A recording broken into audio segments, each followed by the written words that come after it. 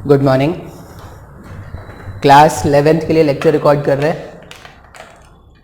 इससे पहले वाले दिन में भी एक दिन मेरा लेक्चर था, शायद ट्यूसडे को मेरा लेक्चर था, वो मेरे माइंड से स्लिप कर गया, मुझे याद ही नहीं रहा कि मुझे लेक्चर रिकॉर्ड करना है, तो मैं लेक्चर रिकॉर्ड नहीं कर पाया।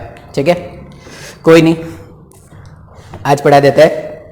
तो अभी तक हमने क्या क्या देख लिया है भाई? देखो, हमने वेक्टर एडिशन सीख लिया, वेक्टर सब्ट्रैक्शन सीख लिया, वेक्टर को रिजॉल्व करना सीख रहे थे। अब ये मैं बोलूँ ना, तो वेक्टर को रिजॉल्व करना जो होगा, ये सबसे मुश्किल काम है जो एक स्टूडेंट को लगता है। वेक्टर्स में उनको पता ही नहीं चलता कि रिजॉल्व कैसे करना है। तो रेजोल्यूशन में अभी तक क्या क्या बताया है? रेजोल्यूशन का सिंपल सा मतलब है वेक्टर्स को तोड़ना। जब एक वेक्टर को तोड़ के बहुत सारे वेक्टर्स बनाते हैं, इस प्रोसेस को क्या बोलते हैं? रेजोल्यूशन। ठीक है, ये रेजोल्यूशन हो गया।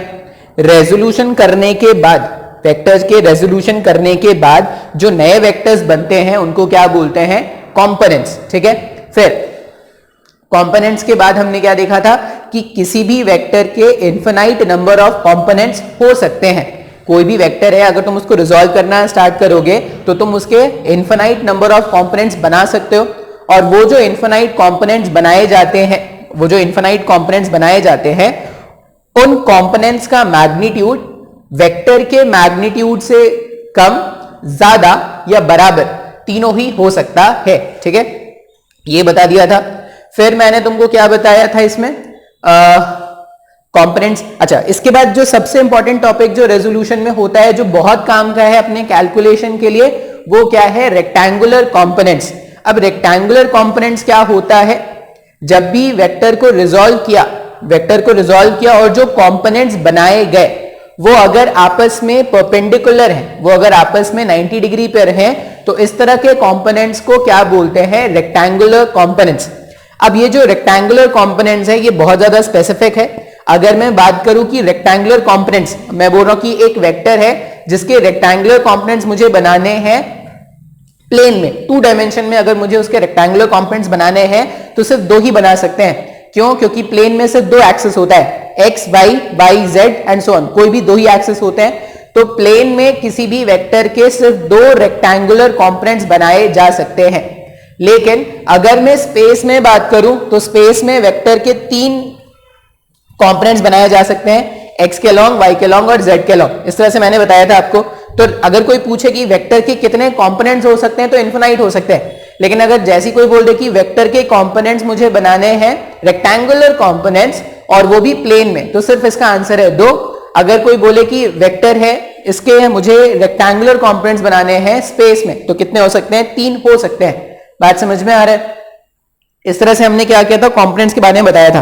अब कंपोनेंट्स का, किसी भी वेक्टर को उसके कंपोनेंट के फॉर्म में लिखना। कोई भी वेक्टर अगर गिवन है, मान लो ये ए वेक्टर है और ऐसा बोला गया है इस ए वेक्टर का मैग्नीट्यूड है मान लो 20 न्यूटन। ए वेक्टर का मैग्नीट्यूड है 20 न्यूटन और मान लेते हैं ये जो एंगल है, ये एंगल दिया हुआ है 53 डिग्री का। ये जो एंगल है वो दिया हुआ है 53 डिग्री का। मुझे ए वेक्टर को इसके कंपोनेंट्स के फॉर्म में लिखना है। तो ए वेक्टर को कंपोनेंट्स के फॉर्म में कैसे लिखते हैं? अब देखो, जब आप वेक्टर को रिजॉल्व कर दोगे, वेक्टर को तोड़ दोगे, तो एक्चुअल वेक्टर की खुद की एग्जिस्टेंस गायब हो जाएगी। इसके प्लेस में तुम बाकी और दूसरे वेक्टर्स बनाने वाले हो क्या? तो अगर मैं बोलूं कि मैं इस वेक्टर को रिजॉल्व करने वाला हूं, ये जो वेक्टर था मैंने इसको रिजॉल्व कर दिया अगर, तो इसकी खुद की एग्जिस्टेंस खत्म हो गई। अब इसका खुद का एग्जिस्टेंस खत्म हो गया तो इसका एक कंपोनेंट इस तरफ आएगा, एक्स एक्सिस की तरफ। अब जिसके साथ एंगल बनता है वहां पे आता है कॉस कंपोनेंट। तो ये क्या लिखेंगे? ए कॉस 53। और इसका डायरेक्शन क्या है? इसका डायरेक्शन है माइनस ऑफ जे कैप। तो मैंने लिख दिया ए कॉस 53 माइनस जे कैप। ये पहला वेक्टर है। दूसरा, अगर मैं देखूं जिसके साथ एंगल नहीं बनता, वहां पे जाता है साइन कंपोनेंट। तो यहां पे क्या हो जाएगा? ए साइन 53 और इसका डायरेक्शन क्या है? I cap. बात समझ में आ रहा है? अब सिंस ये प्लेन में है तो 2 ही कंपोनेंट हो सकते हैं, इसका जेड कंपोनेंट हो नहीं पाएगा क्योंकि प्लेन में वेक्टर है हमारे पास। स्पेस में वेक्टर होता तो 3 कंपोनेंट्स बना लेते। अब ए वेक्टर को मुझे लिखना है इन इट्स कंपोनेंट फॉर्म। तो ए वेक्टर को कैसे लिखेंगे? ए वेक्टर को लिखने के लिए क्या कर देंगे? ए वेक्टर इक्वल्स टू, इसका एक्स कंपोनेंट लिख दो। इसका एक्स कंपोनेंट क्या है? ए साइन 53 आई कैप प्लस ए कॉस 53, ये माइनस भी है यहां पे, माइनस जे कैप, इस तरह से लिख सकते हैं क्या? तो ये मैंने वेक्टर ए को उसके कंपोनेंट्स के फॉर्म में लिख दिया। अब तुम बोलोगे सर ऐसे कैसे लिख पा रहे हो? तो ये जो वेक्टर है उस वेक्टर को मैं यहां पे भी ऐसे बना सकता हूं क्या? इसके पैरेलल में यहां पे बना दो, ये वेक्टर प्लस ये वेक्टर, ट्राइंगल लॉ से ये इसका रिजल्टेंट हो गया क्या? तो ए वेक्टर को मैंने इस वाले वेक्टर और इस वाले वेक्टर का वेक्टर एडिशन का सम से ऐसे लिख दिया है। अब अगर मैं वैल्यू सब्स्टिट्यूट कर दूं तो ए वेक्टर हो जाएगा, मैग्नीट्यूड कितना था 20 है, साइन 53, साइन 53 का वैल्यू लिखने के लिए हम क्या करते हैं, ट्राइंगल फॉर्म करते हैं। ये ट्राइंगल मैंने पहले भी तुमको बताया था, ये 3, ये 4, ये 5, 3 के सामने 37 और 4 के सामने 53।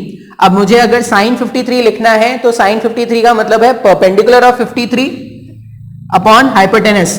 तो perpendicular of 53 upon hypotenuse I cap minus 20 into cos 53। Cos 53 लिखने के लिए perpendicular of base of 53 divided by hypotenuse. इसको अगर आप सिंप्लीफाई करोगे, ये 1 हो गया, ये 4 हो गया, ये 1 हो गया, ये 4 हो गया। तो वेक्टर ए हमारे पास क्या आ रहा है, 16 आई कैप माइनस 12 जे कैप। बात समझ में आया है क्या?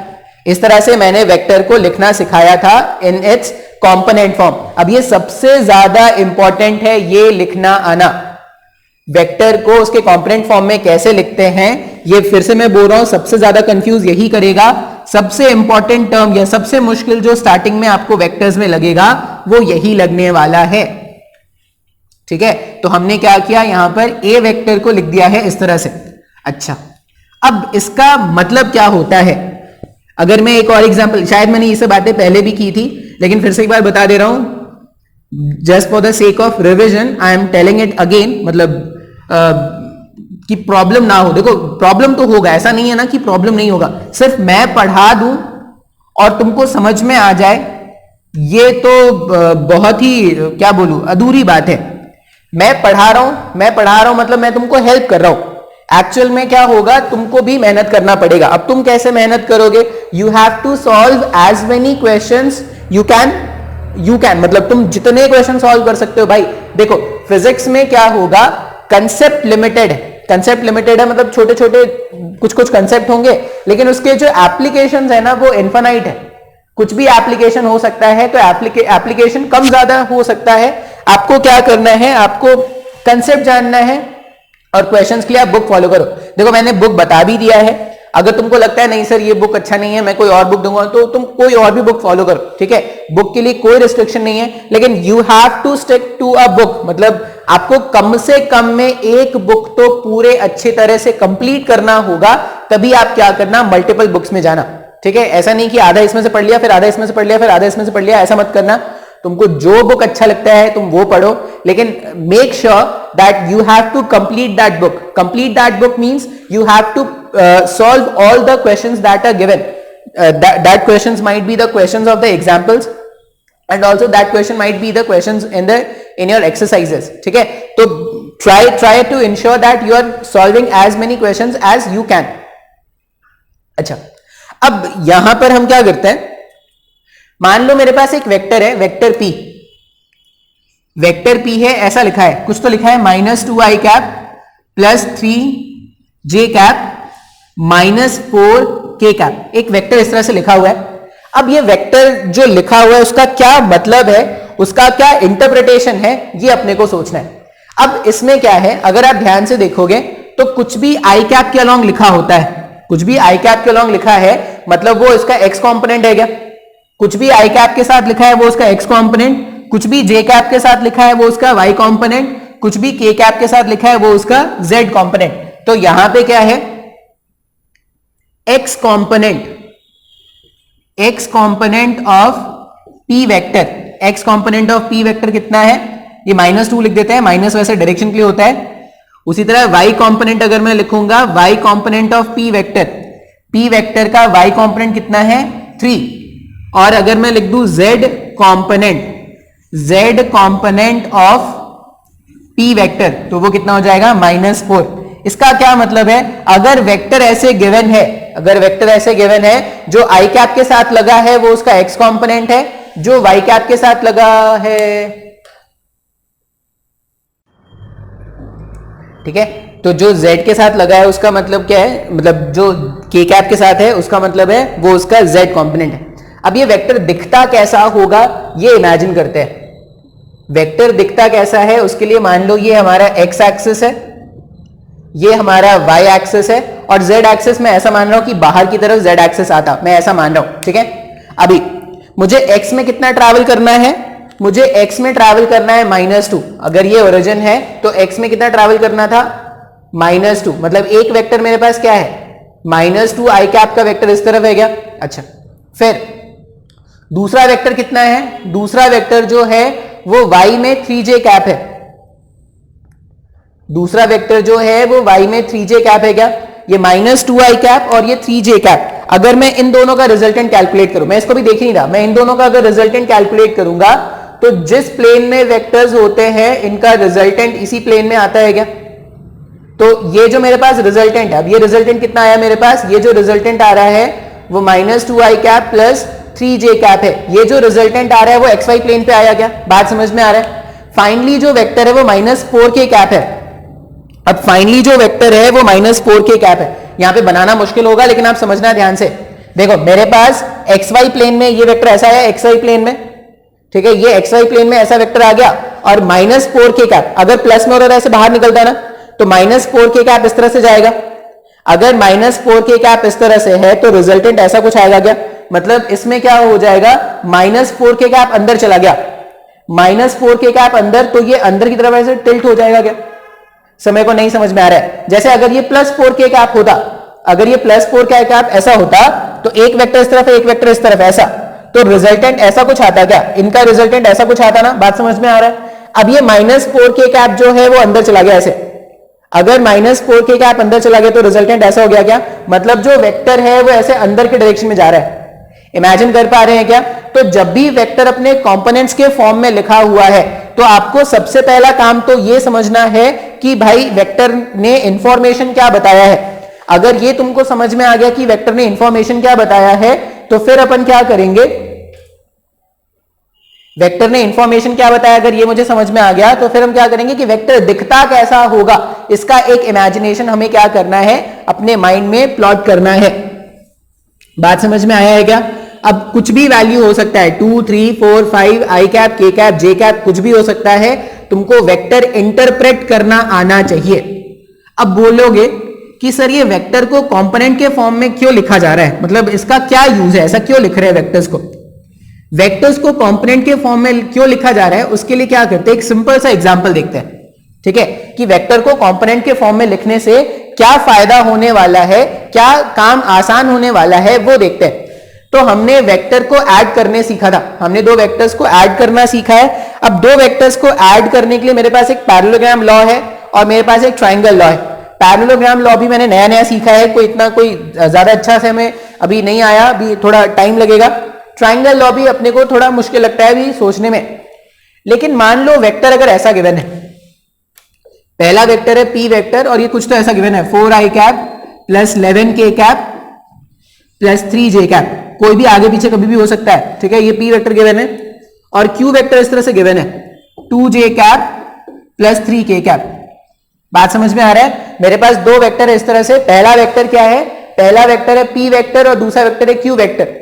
और मुझे ये बोला गया है, मुझे क्या बोला गया है, फाइंड, मुझे ये बोला गया है find p vector plus q vector. अच्छा, अभी से पहले तक जब वेक्टर्स को ऐड करना होता था तो या तो ट्रायंगल लॉ फॉलो करते थे या पैरेललोग्राम लॉ फॉलो करते थे। पैरेललोग्राम का एनालिटिक फॉर्म अगर यूज करोगे तो उसका मैग्नीट्यूड निकाल पाते थे, डायरेक्शन निकाल पाते थे एंड सो ऑन, ठीक है। अभी ये p और q के बीच में कोई वेक्टर एंगल तुमको पता है क्या, वेक्टर p और वेक्टर q इनके बीच में कोई वेक्टर एंगल तुमको गिवन है क्या, नहीं सर वेक्टर एंगल तो नहीं given.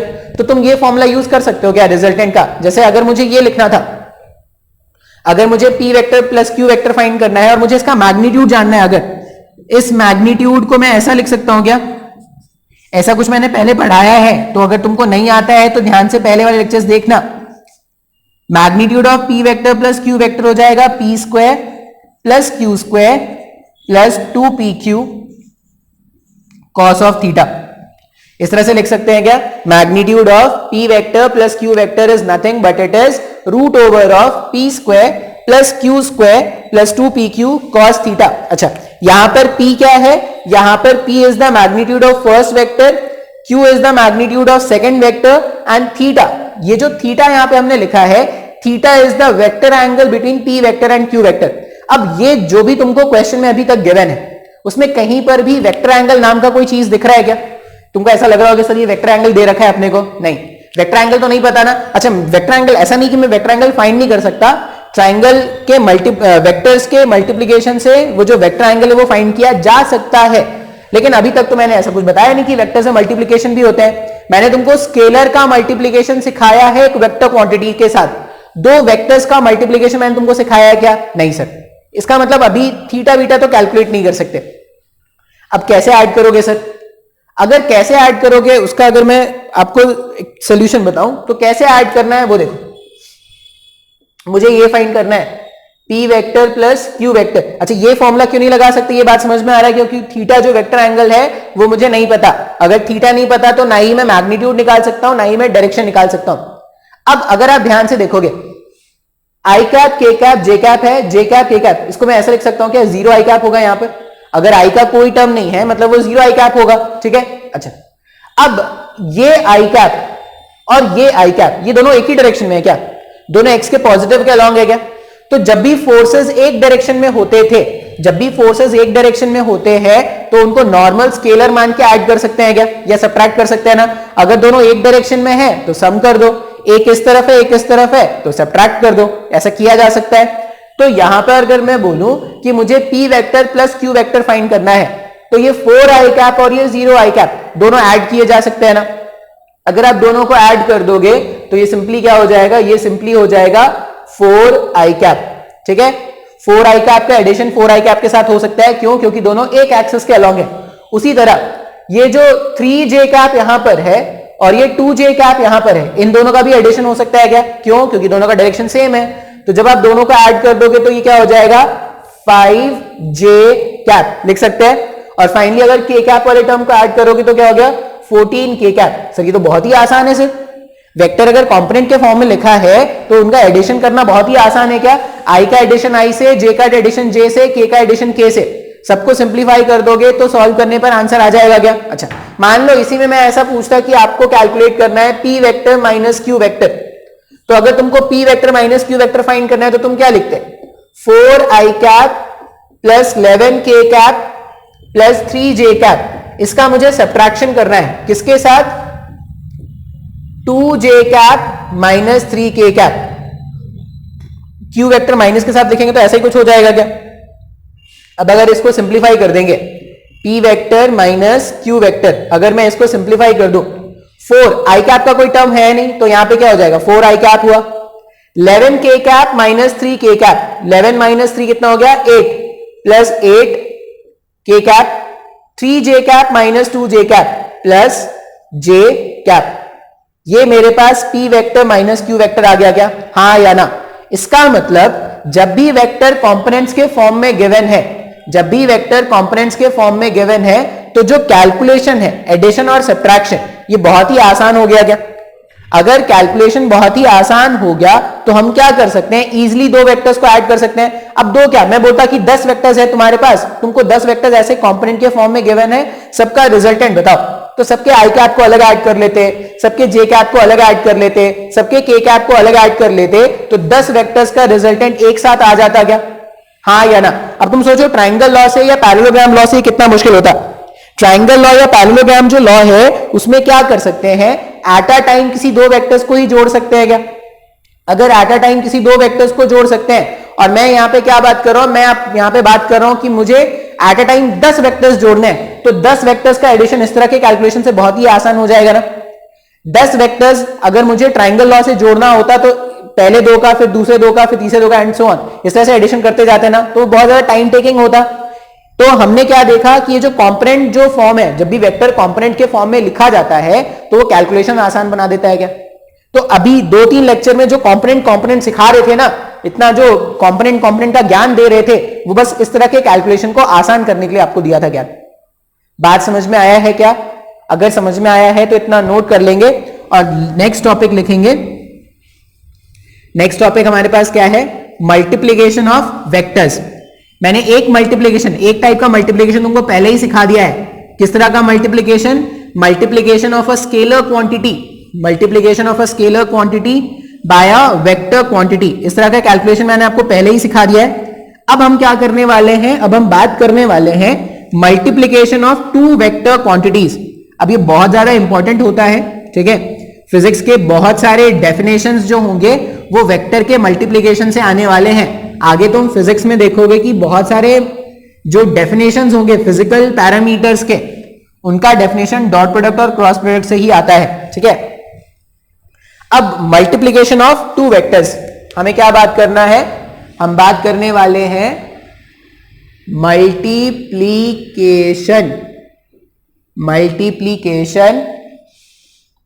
Of two vectors.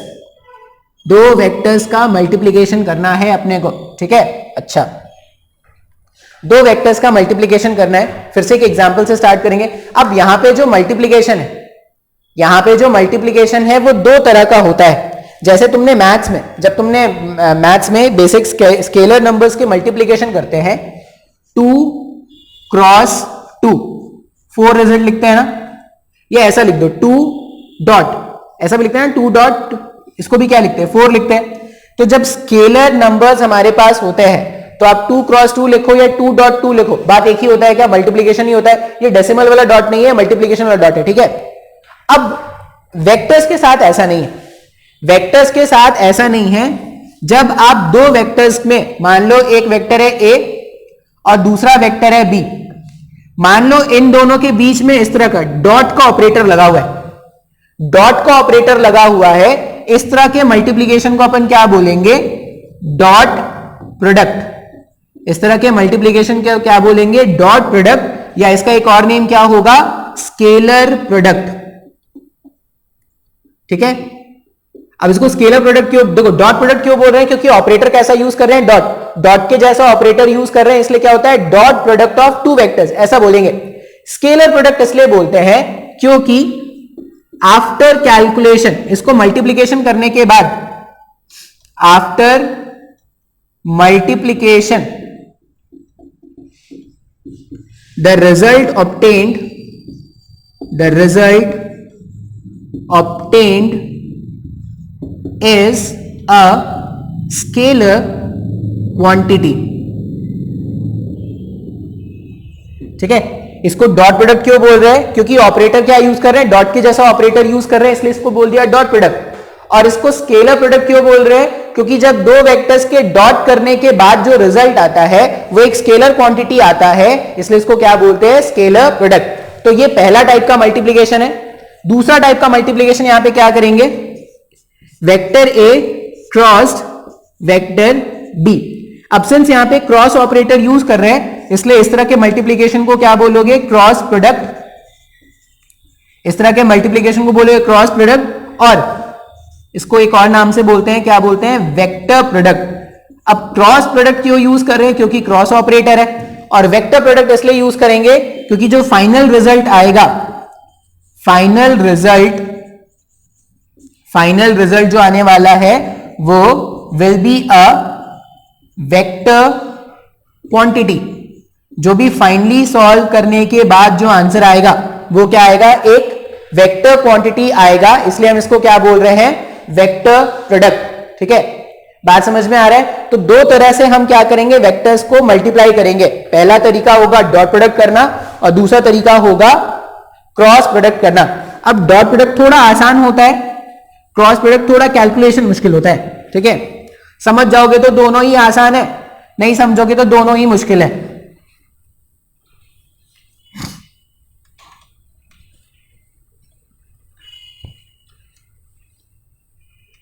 Dot और क्रॉस।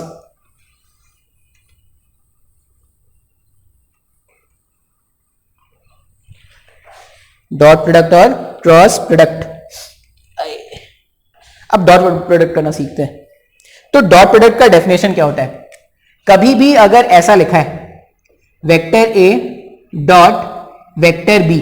ठीक है, कभी भी अगर ऐसा लिखा है vector A dot vector B, तो इसका जो रिजल्ट आता है या इसका जो डेफिनेशन होता है वो होता है magnitude of A vector into magnitude of B vector into cos theta, where theta is the vector angle, where theta is the vector angle between a vector and b vector। ये definition है। जब भी दो vectors का dot करोगे तो आप result क्या लिखोगे? रिजल्ट इस तरह से लिखोगे, a vector dot b vector equals to magnitude of a vector into magnitude of b vector into cos theta, where theta is the vector angle between a vector and b vector, मतलब दो vectors के बीच का vector angle है। ठीक है, अच्छा, अब ये डेफिनेशन है, ये डेफिनेशन मैंने या तुमने नहीं बनाया है, ये डेफिनेशन अपने को याद रखना है। ठीक है, ये डेफिनेशन कहां से आया, क्यों आया, सर ऐसा क्यों डिफाइन कर रहे हैं, इसके पीछे की कहानी अपने को नहीं जाननी, हमें सिर्फ ये याद रखना है कि A vector dot B vector का डेफिनेशन है magnitude of A vector, magnitude of B vector and cos of vector angle between them. अब इसका अगर मैं आसान सा एग्जांपल दूं, सपोज मुझे ये कैलकुलेट करना है I cap dot I cap. अच्छा, ये आई कैप क्या है? आई कैप एक यूनिट वेक्टर है क्या? यूनिट वेक्टर है, मुझे पता है उसका मैग्नीट्यूड 1 है, लेकिन है तो एक वेक्टर ना, तो मैं I cap dot I cap solve कर सकता हूं क्या? ये दो वेक्टर्स के डॉट प्रोडक्ट हो रहे हैं। अब अगर तुम बाय डेफिनेशन जाओगे तो by definition, according to definition अगर आप देखोगे तो A vector dot B vector को मैंने लिखा था magnitude of A vector, I cap dot I cap, what is the magnitude of I cap? If I cap is a unit vector, then magnitude of I cap will be 1। अगर ये I cap एक unit vector है तो इसका magnitude क्या हो गया? 1 हो गया क्या? Magnitude of first vector into magnitude of second vector. Second vector is also I cap, second vector भी एक यूनिट वेक्टर है तो उसका भी मैग्नीट्यूड क्या रखेंगे? 1। अभी दोनों के बीच का वेक्टर एंगल, अब ध्यान से देखो, पहला वेक्टर I cap भी इसी तरफ है, दूसरा वेक्टर I cap भी इसी तरफ है। अगर दोनों का डायरेक्शन एक जैसा है तो दोनों के बीच का जो वेक्टर एंगल होगा वो 0 डिग्री है क्या? पहला वेक्टर भी इसी तरफ, दूसरा वेक्टर भी इसी तरफ, ऐसा कुछ डायग्राम होता। दोनों वेक्टर्स अगर एक तरफ ही हैं, दोनों वेक्टर्स का डायरेक्शन अगर एक जैसा है तो उनके बीच में एंगल कितना हो गया? 0 डिग्री। अगर एंगल 0 डिग्री है तो यहां पे क्या लिख देंगे? Cos of 0। कॉस 0 का वैल्यू क्या होता है? सर कॉस 0 होता है 1। इसका मतलब मैंने अगर आई वेक्टर डॉट आई वेक्टर किया तो वैल्यू 1 आएगा क्या? हाँ या ना? ये बहुत काम का रिजल्ट है भाई, अच्छे अच्छे क्वेश्चन सॉल्व करेंगे अपन इसमें। उसी तरह अगर मैं बोलूं कि आपको ये फाइंड करना है जे कैप डॉट जे कैप, तो जे कैप डॉट जे कैप करोगे तब भी यही होगा क्या? पहले वेक्टर का मैग्नीट्यूड 1, दूसरे का मैग्नीट्यूड 1, इनके बीच का एंगल cos 0, ये भी 1 होने वाला है। उसी तरह के कैप डॉट के कैप, ये वैल्यू भी 1 आएगा क्या? हाँ या ना? अच्छा, मान लो एक और एग्जांपल देखते हैं। मान लो मुझे ये सॉल्व करना है I cap dot J cap. By definition I cap का मैग्नीट्यूड 1, जे कैप का मैग्नीट्यूड 1, आई कैप और जे कैप के बीच में एंगल कितना है? आई कैप इस तरफ, जे कैप इस तरफ, दोनों के बीच में एंगल कितना बन रहा है? 90 डिग्री का एंगल बन रहा है क्या दोनों के बीच में? अगर दोनों के बीच में एंगल 90 डिग्री है तो यहां पर क्या लिखेंगे? cos 90 लिख देंगे। cos 90 क्या होता है? cos 90 0 होता है, 0 मल्टीप्लाइड बाई एनी वैल्यू, 0 हो गया क्या? इसका मतलब आई कैप डॉट जे कैप, ये 0 आ रहा है क्या? बात समझ में आ रहा है? उसी तरह अगर मैं आपको बोलता कि आपको ये फाइंड करना है जे कैप डॉट के कैप, जे कैप डॉट के कैप अगर आप फाइंड करोगे तो ये भी 0 हो जाएगा, इनके बीच में भी एंगल 90 डिग्री। अच्छा, इसका मतलब ये बहुत ही इंपॉर्टेंट रिजल्ट आ रहा है हमारे पास। क्या इंपॉर्टेंट रिजल्ट आ रहा है? जब भी किसी ऐसे दो वेक्टर्स का डॉट प्रोडक्ट किया जाए जो आपस में परपेंडिकुलर है तो उनका डॉट प्रोडक्ट 0 आता है क्या? अपने को नोट क्या याद रखना है यहां पर? The dot product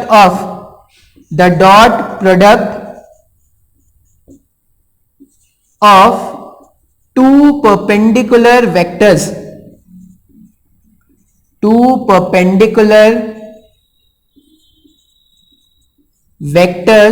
the dot product of two perpendicular vectors will always be 0,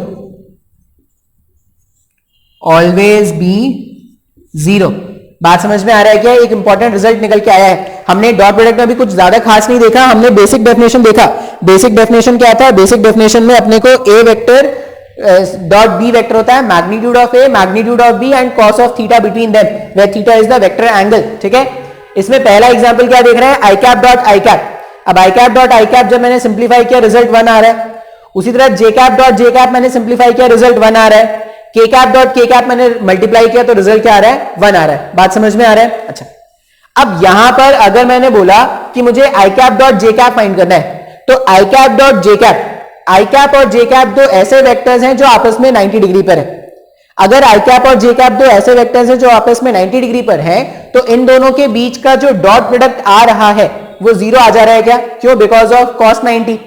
इसका यह मतलब होगा कि जब भी किसी ऐसे दो वेक्टर्स का डॉट प्रोडक्ट किया जाए, किसी ऐसे दो वेक्टर्स का डॉट प्रोडक्ट किया जाए जो आपस में 90 डिग्री पर है, तो उनको सिंप्लीफाई करने पर जो रिजल्ट आएगा वो 0 आ जाएगा क्या?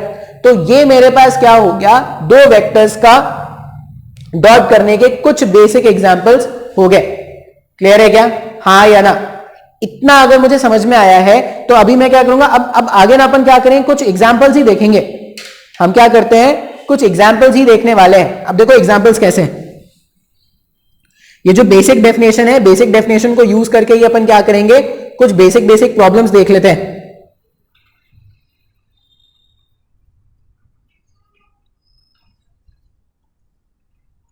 सबसे पहला नोट पॉइंट आप जो डॉट प्रोडक्ट में याद रखोगे कि अगर दो वेक्टर्स आपस में 90 डिग्री पर हैं, दो वेक्टर्स अगर आपस में 90 डिग्री पर हैं, तो उनका जो डॉट प्रोडक्ट होगा, उनका डॉट प्रोडक्ट जो होगा वो क्या होगा, वो हमेशा 0 होगा। ये हमने अपने को क्या करना है, याद रखना है। मान लो एग्जांपल ऐसा है, मुझे फाइंड करना है A vector dot A vector, दो एक जैसे वेक्टर। अभी ए वेक्टर कोई यूनिट वेक्टर नहीं है, ठीक है, ए वेक्टर कोई यूनिट वेक्टर नहीं है, ए वेक्टर एक नॉर्मल वेक्टर है। मुझे ए वेक्टर का डॉट करना है ए वेक्टर के साथ।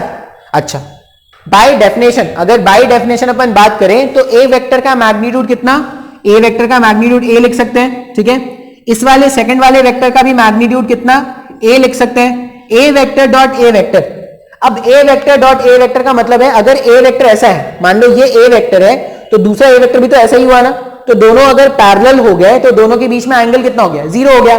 तो यहां पे भी हम क्या लिखेंगे, cos 0, वापस से cos 0 1 हो गया क्या? इसका मतलब ए वेक्टर डॉट ए वेक्टर, इसको सिंपली ए स्क्वायर से रिप्लेस कर सकते हैं क्या? ये कुछ कैलकुलेशंस में काम आते हैं, ये सब इंपॉर्टेंट नोट। पहला नोट आप क्या रखोगे, पहला नोट आप ये रखोगे कि आई कैप डॉट आई कैप क्या है, 1 है, जे कैप डॉट जे कैप 1 है, के कैप डॉट के कैप 1 है। दूसरा नोट क्या याद रखोगे कि दो वेक्टर्स अगर आपस में परपेंडिकुलर है तो उनका जो डॉट होगा, उनका डॉट हमेशा क्या होगा, 0 होगा। और तीसरा नोट यहां पर आ रहा है, दो आइडेंटिकल वेक्टर्स के अगर आप डॉट प्रोडक्ट फाइंड करोगे, दो आइडेंटिकल वेक्टर्स के अगर आप डॉट प्रोडक्ट फाइंड करोगे, रिजल्ट क्या होगा, उनके एम्पलीट्यूड का स्क्वायर होगा। अभी तुम नोटिस करो, जितने भी एग्जांपल्स मैंने सॉल्व किए अभी तक, जितने भी एग्जांपल, सब में जो वैल्यू आ रहा है वो स्केलर वैल्यू आ रहा है क्या, ए स्क्वायर, मैग्नीट्यूड का स्क्वायर है, स्केलर है, 0 1 ऐसा ही कुछ वैल्यू आया है क्या? तो 0 1 ए स्क्वायर, ये सब मैग्नीट्यूड है ना, मैग्नीट्यूड मतलब स्केलर क्वांटिटी। तो यही तो हमने बोला था ना कि दो वेक्टर्स को जब डॉट करेंगे, दो वेक्टर्स को जब डॉट करेंगे तो रिजल्ट क्या आएगा, रिजल्ट आ जाएगा हमारे पास स्केलर क्वांटिटी। इसलिए इसका नाम क्या होता है, स्केलर मल्टीप्लिकेशन। इसलिए इसका नाम क्या है, स्केलर मल्टीप्लिकेशन। बात समझ में आ रहा है? अच्छा, और एग्जांपल्स देखते हैं। आज अपने को क्या करना है, सिर्फ एग्जांपल्स ही देखना है। मान लो ऐसा है कि दो वेक्टर्स हैं हमारे पास, दो वेक्टर्स हैं, फिर से एग्जांपल देख रहे हैं। वेक्टर ए का मैग्नीट्यूड बोला गया है, वेक्टर ए का मैग्नीट्यूड है 10 ऐसा बोला गया है, और वेक्टर बी का मैग्नीट्यूड बोला गया है, वेक्टर बी का मैग्नीट्यूड कितना है 20, और थीटा बोला गया है 37 डिग्री। क्वेश्चन ऐसा दे रखा है, मैग्नीट्यूड ऑफ वेक्टर, फर्स्ट वाले वेक्टर जो है उसका मैग्नीट्यूड 10 है, सेकंड वाला जो वेक्टर है उसका मैग्नीट्यूड 20 है, और इन दोनों के बीच का जो वेक्टर एंगल है वो कितना बताया गया है, वो बताया गया है 37। ये क्वेश्चन गिवन है, ए वेक्टर 10 है, बी वेक्टर 20 है, और थीटा कितना है 37 है, और हमें कैलकुलेट क्या करना है, इसमें हमें कैलकुलेट करना है A vector dot B vector. By definition हम क्या जानते हैं, ये क्या हो जाएगा, magnitude of A, magnitude of B and cos of theta, मतलब दोनों के बीच का जो वेक्टर एंगल उसका कॉस थीटा, यही लिखते हैं क्या? सिंप्लीफाई करते हैं इसको। अगर इसको सिंप्लीफाई किया जाए तो ए का मैग्नीट्यूड क्वेश्चन में कितना है हमारे पास 10, बी का मैग्नीट्यूड कितना है 20 इंटू कॉस 37, लिख सकते हैं क्या ऐसा? सारे वैल्यूज को अगर आप पुट कर दोगे तो 10 इंटू 20 इंटू, अच्छा कॉस 37 का वैल्यू लिखने के लिए ट्राइंगल बनाएंगे। 37 के सामने 3, 4 और ये 5, कॉस 37 4/5 हो जाएगा क्या? तो 4/5, ये 1 हो गया, ये 4 हो गया, 4 इंटू 4 16, 160 का आंसर आ रहा है क्या? हाँ या ना? मतलब जब भी मैं दो वेक्टर्स को डॉट करूंगा तो रिजल्ट एक स्केलर क्वांटिटी ही आना है क्या? बात समझ में आ रहा है? तो इस तरह के प्रॉब्लम्स में और नहीं कराने वाला भाई, इस तरह के प्रॉब्लम्स और नहीं होंगे। क्यों? अगर तुम्हारे पास ए वेक्टर है, तुम्हारे पास बी वेक्टर है और उनके बीच का वेक्टर एंगल है, मैग्नीट्यूड भी है, वेक्टर एंगल भी है, तो simply A B cos theta का फॉर्मूला यूज करके आप क्या कर सकते हो? मल्टीप्लीकेशन कर सकते हो क्या? हाँ या ना? तो इसमें इस तरह के प्रॉब्लम सॉल्व करने का और कोई मतलब नहीं बनता, एक जैसी क्वेश्चंस है। दूसरे टाइप के प्रॉब्लम्स देखते हैं। दूसरे टाइप के प्रॉब्लम्स कैसे होते हैं उसको देखते हैं। मान लो मुझे यही सॉल्व करना है, A vector dot B vector. Type 1 problem मैंने बता दिया है। अब अपन क्या करने वाले हैं? Type 2 problem, dot product. Dot product में टाइप 2 प्रॉब्लम्स क्या होंगे वो उस पर बात करने वाले हैं।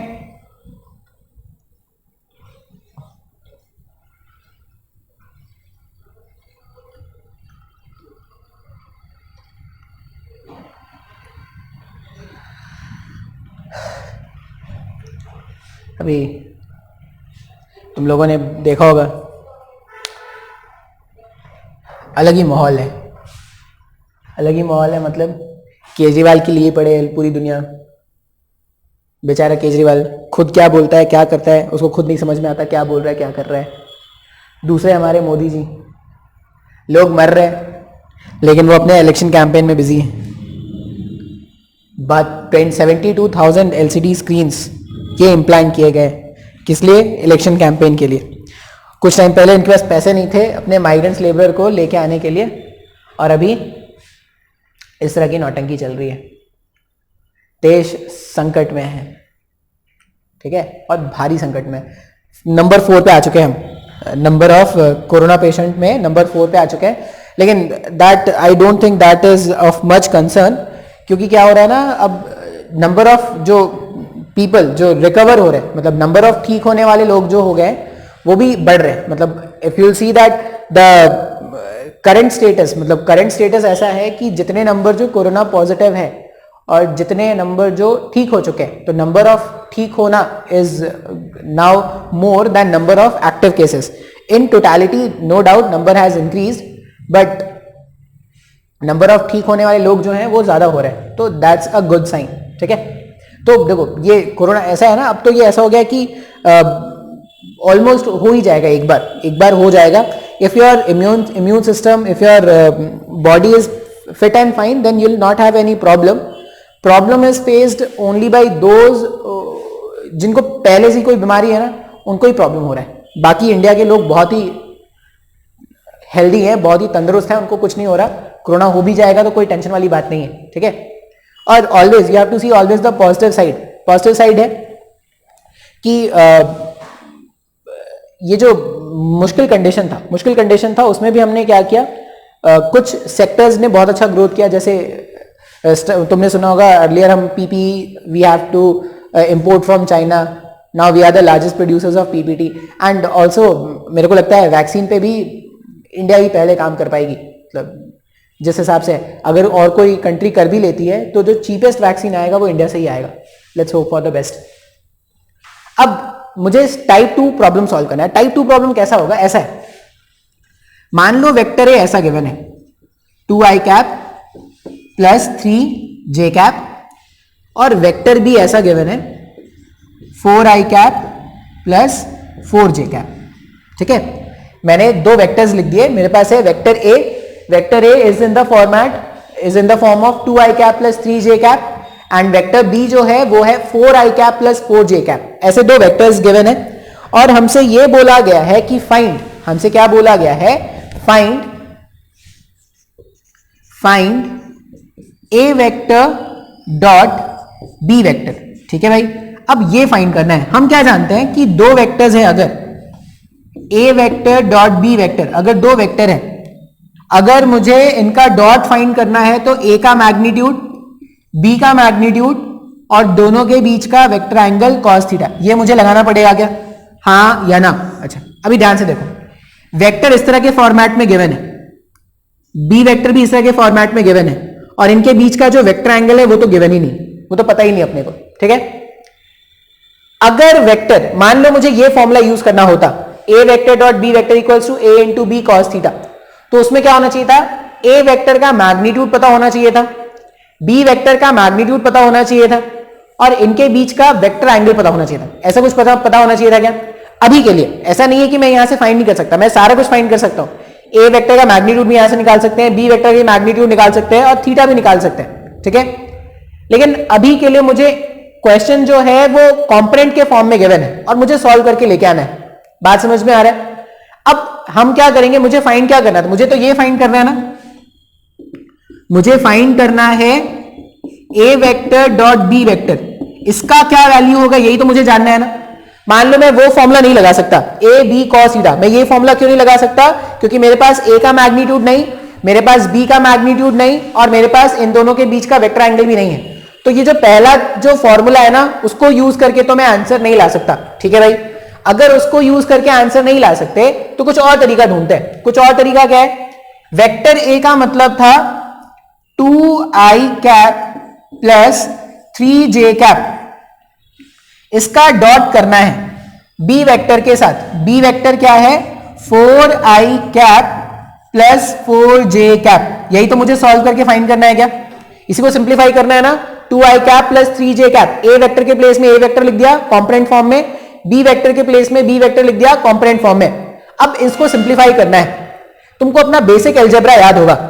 बेसिक अलजेब्रा में क्या होता था, जब भी हमारे पास इस तरह के मल्टीप्लीकेशन होते थे तो 2i कैप का मल्टीप्लीकेशन पूरे से करना पड़ेगा और 3j कैप का मल्टीप्लीकेशन पूरे से करना पड़ेगा। डिस्ट्रीब्यूटिव या कुछ लोग ऐसा बोलते थे इसको।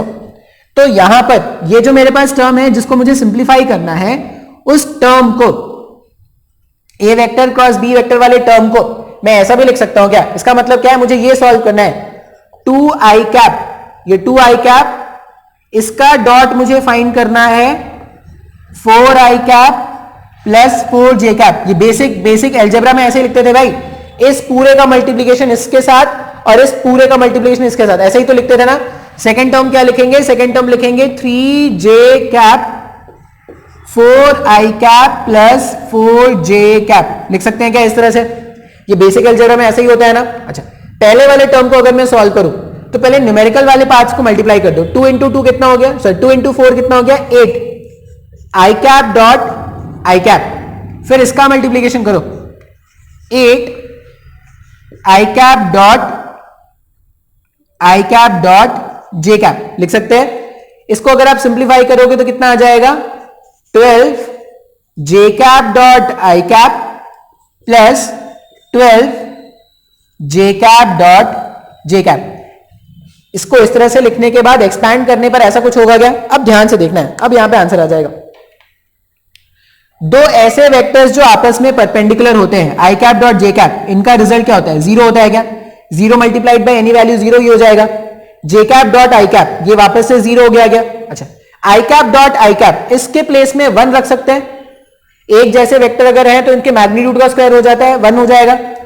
जे कैप डॉट जे कैप, ये भी 1 हो जाएगा क्या? तो अगर 1 हो जाएगा तो मेरे पास फाइनली आंसर ऐसा कुछ आएगा क्या? दैट इंप्लाइज, यहां पे आया 8 और यहां पर आ जाएगा 12, तो आंसर क्या आने वाला है? That implies A vector dot B vector 20 के बराबर आ गया क्या? हाँ या ना? टाइप 1 प्रॉब्लम में मैग्नीट्यूड और थीटा गिवन होता था, टाइप 2 प्रॉब्लम में बेसिक अलजेब्रा यूज कर रहे हैं। टाइप 2 प्रॉब्लम में क्या कर रहे हैं? बेसिक अलजेब्रा यूज कर रहे हैं, सिंप्लीफाई करके आंसर लेके आ रहे हैं। हाँ या ना? अच्छा, अब इसमें ये कैलकुलेशन मैंने किया, मेरे को समझ में भी आ गया, ऐसा कोई मुश्किल नहीं था सर, मेरे को समझ में भी आ गया। लेकिन मैंने ये देखा कि जो फाइनल रिजल्ट आने वाला है, मान लो मैं अब इसको जनरलाइज करूं, मान लो मेरे पास p वेक्टर है इस तरह से, x1 i cap plus x2 j cap, sorry y1 x1 i cap y1 j cap plus z1 k cap, ये p वेक्टर है। और q वेक्टर मेरे पास ऐसा है, q वेक्टर क्या है, x2 i cap plus y2 j cap plus z2 k cap. इस तरह से मेरे पास दो वेक्टर है और मुझसे ये बोला गया है कि find p vector dot q vector. बात समझ में आ रहा है? मैं इसको जनरलाइज करने की कोशिश कर रहा हूं। मुझे क्वेश्चन क्या दिया गया है, दो वेक्टर है मेरे पास, p वेक्टर और q वेक्टर। p वेक्टर का डेफिनेशन है x1 i cap plus y1 j cap plus z1 k cap और q वेक्टर का डेफिनेशन है x2 i cap plus y2 j cap plus z2 k cap. इस तरह से मेरे पास डेफिनेशन है और we are required to calculate p vector dot q vector. ये कैलकुलेशन मुझे क्या करना है, सिंप्लीफाई करना है। अब बेसिक अलजेब्रा क्या बोलता है, इसका मल्टीप्लीकेशन इस पूरे के साथ, इसका मल्टीप्लीकेशन इस पूरे के साथ और इसका मल्टीप्लीकेशन इस पूरे के साथ। लेकिन इन दोनों के मल्टीप्लीकेशन देखो x1 और x2, इन दोनों का जब मल्टीप्लीकेशन होगा तो एक रिजल्ट आएगा। क्यों? क्योंकि i cap dot i cap है। लेकिन जब आप इसका मल्टीप्लीकेशन इससे करोगे तो i cap dot j cap 0 बन जाएगा क्या? मतलब इन दोनों का मल्टीप्लीकेशन करो या ना करो, रिजल्ट तो फाइनली 0 ही आने वाला है।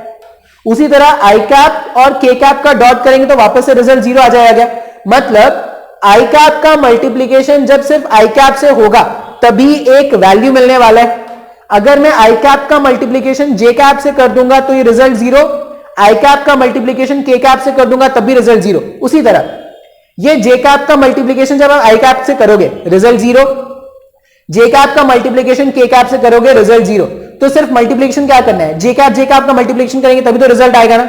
इसका यह मतलब है कि जब भी वेक्टर मेरे पास कंपोनेंट के फॉर्म में गिवन है तो जो एक जैसे टर्म है, एक जैसे टर्म मतलब i कैप वाले टर्म का i कैप से मल्टीप्लीकेशन कर दो, j कैप वाले टर्म का मल्टीप्लीकेशन j कैप वाले टर्म से कर दो और k कैप वाले टर्म का मल्टीप्लीकेशन k कैप से कर दो। क्यों? क्योंकि जो बाकी टर्म होने हैं, बाकी टर्म 0 आ जाएंगे क्या?